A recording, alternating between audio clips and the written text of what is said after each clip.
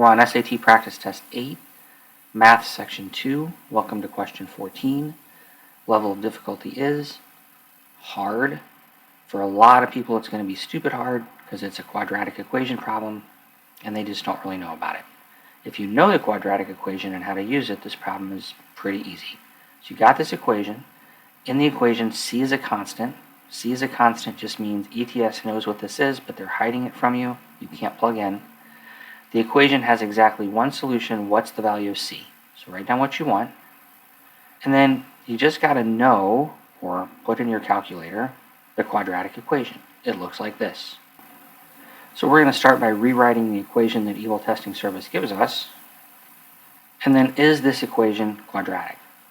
Definitely is. Look.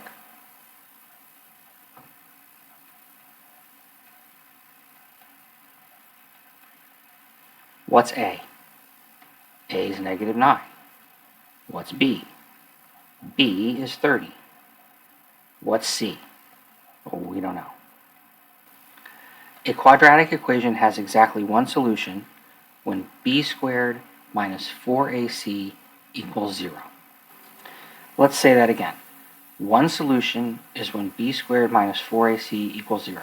You've got to commit this to memory or put it in your calculator or otherwise know it. If you know this, it's easy. What's b squared? Don't be afraid to put that in your calculator. It's 900.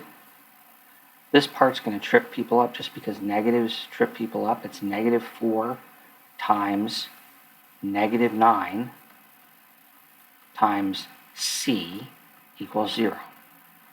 So 900 is this plus or minus? It's plus 36c equals 0. So now it's just algebra. Couldn't be easier. 36c equals negative 900. Going to divide both sides by 36. Obviously, calculator math, negative 25. Evil Testing Service is not evil enough to also put positive 25 in these answers. C is the answer. You get it right. You got to know these things. You move on.